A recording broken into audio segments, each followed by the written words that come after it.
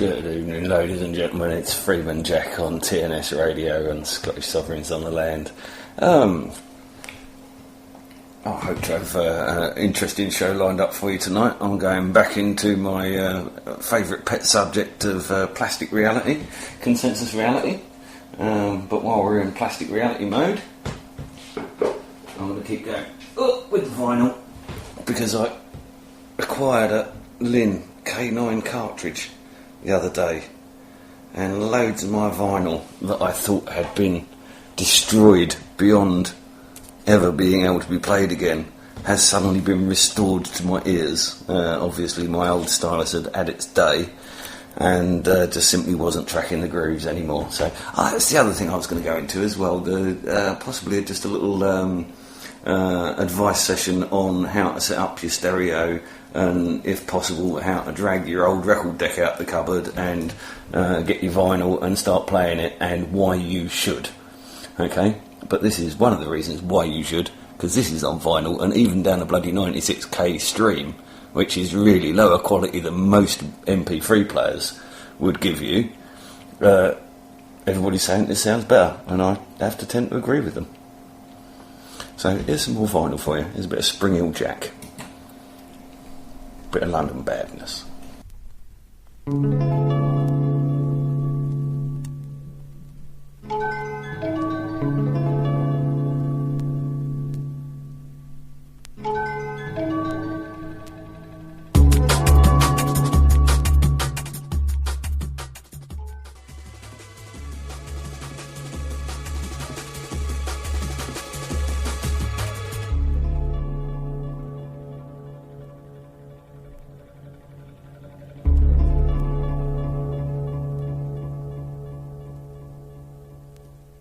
Oh, that was just truly awesome.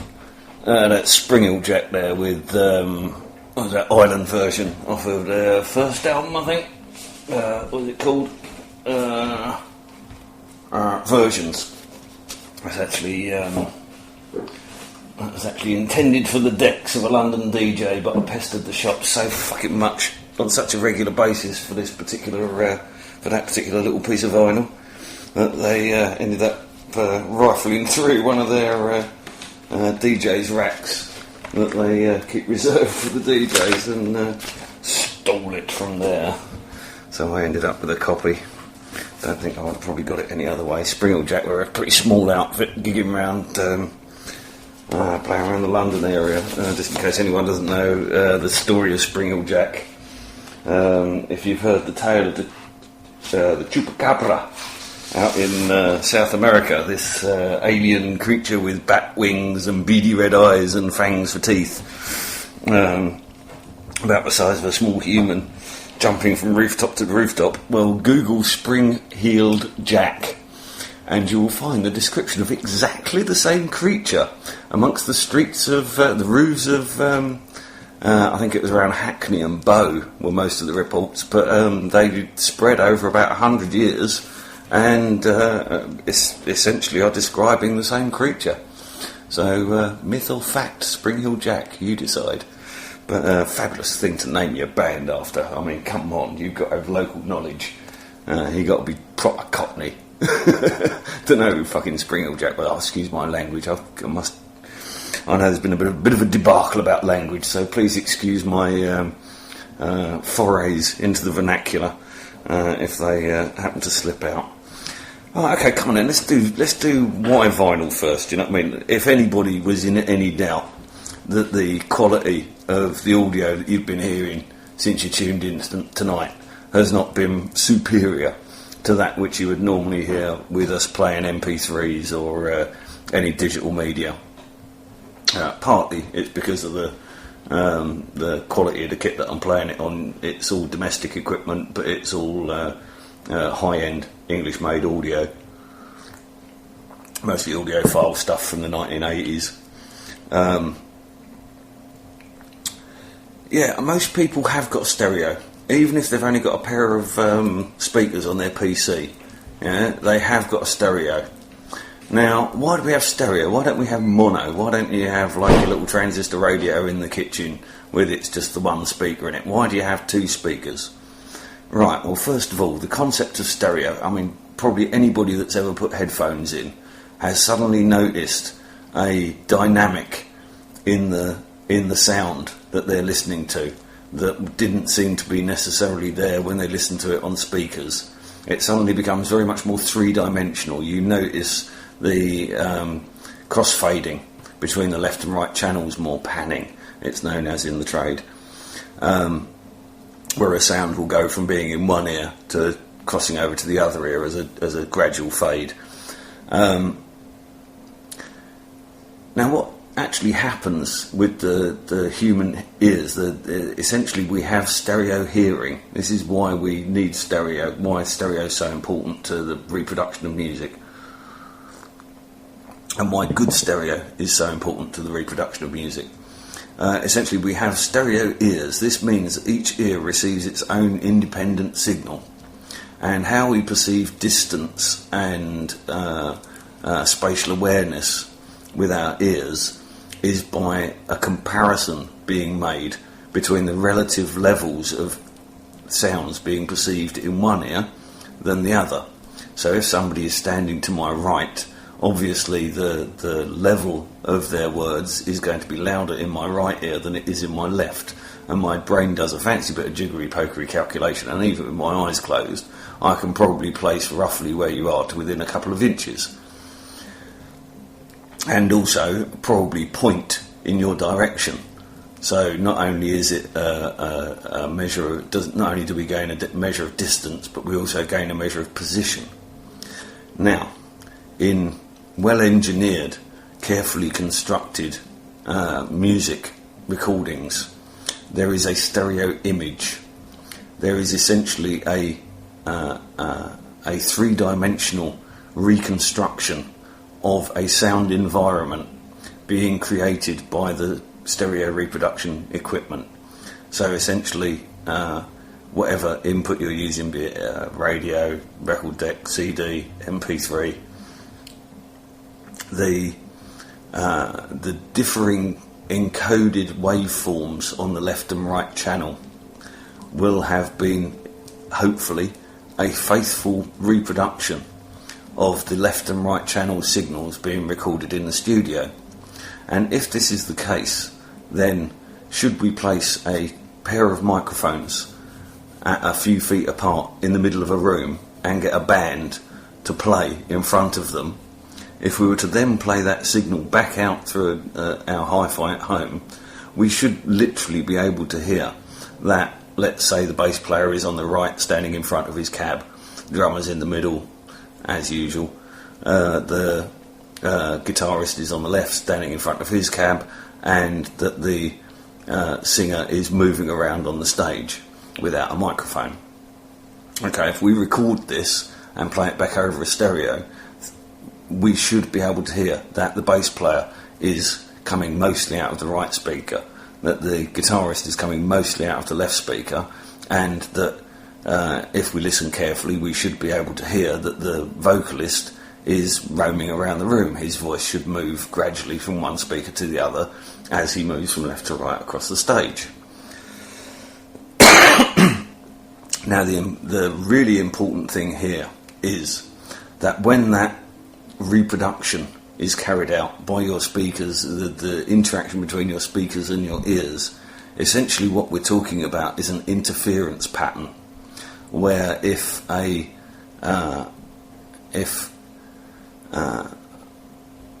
cresting wave of sound, if an outward movement of the speaker cone comes from one speaker at exactly the same moment as it comes from the other speaker, if we have two identical pulses coming from each speaker, so each speaker is suddenly pushed out and we get a coming through, then that wave will travel through the air at 600-700 miles an hour, whatever it is, and because the two speakers are both overlapping, because the sound of the two speakers is overlapping in space, when you perceive those audio signals, that overlap is perceived in the same way that we determine where somebody is talking from the difference between how the sound hits one ear and how the sound hits the other ear. Now, in full studio stereo mastering, it is possible to encode onto that simple two-speaker, two positives, two negatives, left and right channel. If it's reproduced faithfully, then what we end up with is an interference pattern that creates a three-dimensional stereo object in the room. And trust me, you can experiment with this. If you get this right, you can literally feel the centre of the stereo penetrating your forehead. It feels like a warm spot between your eyebrows. Anyway, right. So that's the kind of mechanics of the stereo. Now, how do we get to this situation where we can produce this stereo field, this three-dimensional stereo field? Well, obviously, headphones is the easy way out. The next way is to try and replicate as near as possible the studio near-field monitoring environment. This is basically the use of, in the studio when they're actually producing the music, the engineer will be listening to the recorded sound through a pair of speakers that are quite close to him.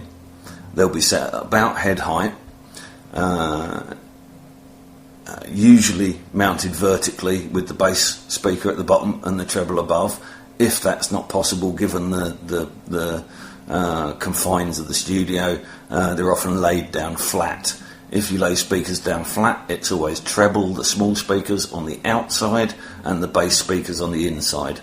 The reason for this being that we get much less stereo definition from the bass notes, and the bass notes are often equally of equal volume and equal phase over the two bass speakers, so most of the stereo image is actually carried on the high and mid.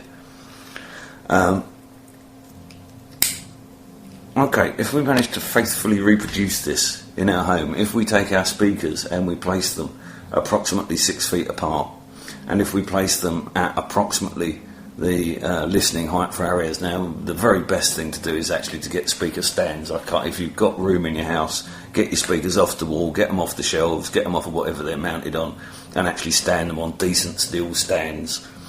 You'll be amazed at the difference that a woolly old pair of speakers will sound if they're mounted on something sturdy. I mean, even just fairly robust coffee tables, really, it's a matter of rigidity.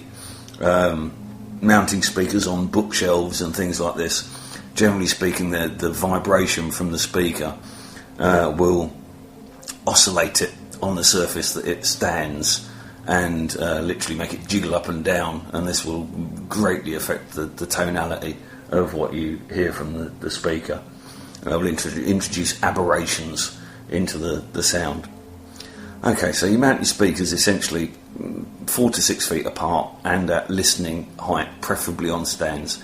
If you can't get stands, these metal wall brackets, if you mount them really, bolt the bastards down, really like belt and braces them, and get the best ones that you can afford, and they'll do the job.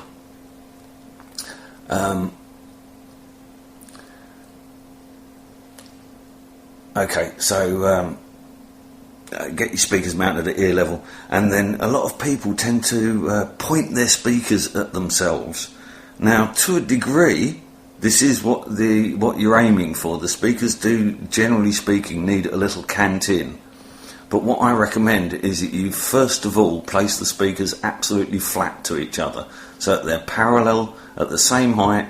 Even if you can't necessarily get them to the same height as your ears, if you can get them to the same height as each other and as rigidly mounted as each other, and essentially face them flat into the room, and then what you do is you sit in your favourite listening position and you literally adjust by fractions of a degree. Move the speaker in a little, move the other speaker in a little, go back, listen to the same piece of music, and just gently move the speaker. And like I say, you should feel this warm spot starting to grow in between your eyebrows. It can be quite a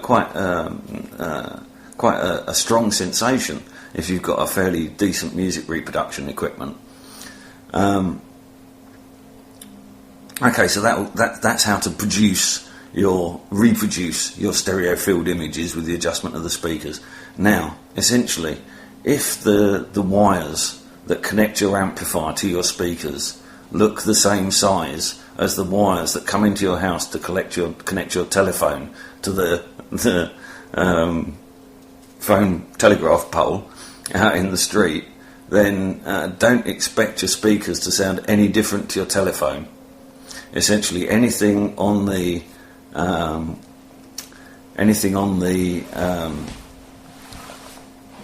line level inputs on the amplifier, on whatever you're going into, so anything other than a record player, I'll make that quite clear, anything other than a record player, any tape device, any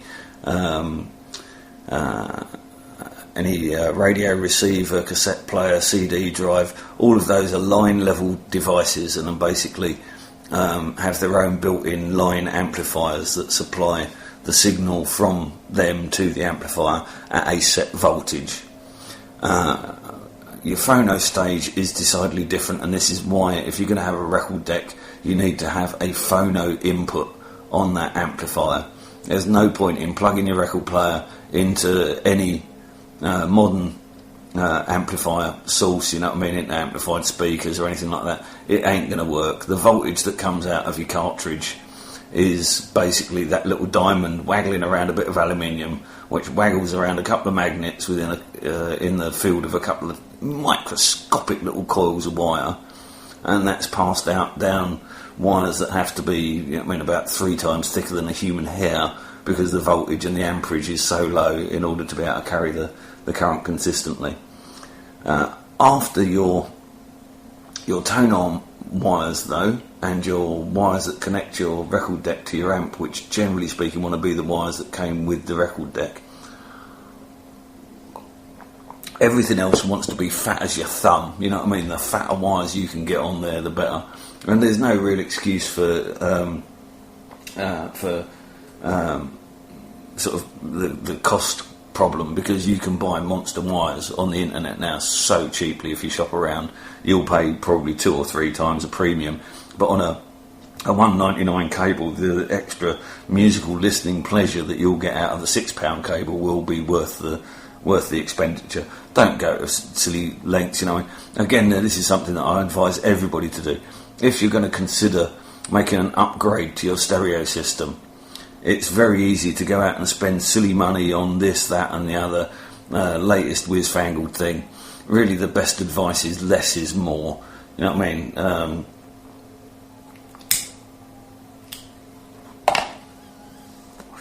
If you shop carefully and sort of read the reviews and learn to trust your ears. If you plug something in and it sounds worse than it did before, then whatever it is that you've changed is the problem.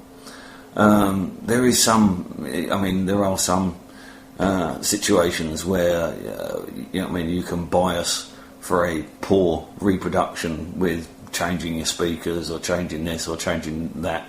But generally speaking, poor reproduction is the delivery end. You know what I mean? It's either your stylus, it's your cartridge, it's your CD laser needs a head clean, it's your tape heads need a clean. If that is in order, then the next problem with the signal path is the wire that connects that into the amplifier. So, you know what I mean, get those as fat as possible, get them as well connected as possible, plug them in and out a couple of times, freshen up the socket so that the connection's made good. And then really drag your bloody vinyl back out. I've always had a record deck, apart from the time when I spent on the road. I have always had a record deck ever since I can remember. I've always had vinyl. But if you're one of these people that used to have a record deck and you converted over to CDs because you thought that, you know what I mean, CDs were the latest thing and that vinyl was all old and scratchy, well, just if you've got a CD and vinyl of the same thing and you've still got your old reproduction equipment, just drag it out the cupboard, plug it in, play the two side by side and tell me you don't prefer the vinyl. Essentially, all music is an analogue waveform. It's a sinusoidal waveform. It's like the surface of the ocean, you know what I mean, like waves on the ocean. And the problem with digital is that it has to be segmented. Each packet of sound as it's converted into a digital signal has to be made into a discrete packet, so it has to have a start and it has to have a finish. And because of that packaging of digital audio, what you end up with is a serrated waveform. And when that serrated waveform is faithfully reproduced by an amplifier and then reproduced by your speakers, it greets the ear with an abrasive quality that vinyl simply lacks. Even if you were to record that same abrasive digital music onto a vinyl record and then reproduce it through a record player, because of the smoothing nature of the stylus following the curves and the bumps in the surface of the record, essentially the stylus of your record player acts as the very finest of digital to analog converters, and automatically would convert a digital waveform into an analog waveform. It would smoothen out all of that sawtooth edge. So this is why even electronic music sounds much better, far better, when reproduced through a stylus on a record player. And why is this important? Well, the reason why this is important is just you can't imagine the joy that I just felt. I thought that Spring Jack vinyl had been totaled many moons ago. I tried to play it recently on the horrible bloody Chinese stylus that I'd got mounted on my Stanton cartridge, which I'd replaced a good few years ago, and I thought that was good enough. I didn't think that there was actually a problem with the stylus as such, and I was starting to come across my old vinyl and it was just unplayable, it was unlistenable to. And as you just heard there, that album is far from unlistenable to. It was just simply that the stylus needed replacing. And stylus really aren't that expensive now either. A whole cartridge you can pick up reasonably for £25. I would recommend going more for the sort of £40-50 models. Pretty easy to wire up, you know. I mean, they're quite fiddly. The wires on them are very thin and very easily broken. So if you do want to change your cartridge, a pair of tweezers and a steady hand and a good light come in handy.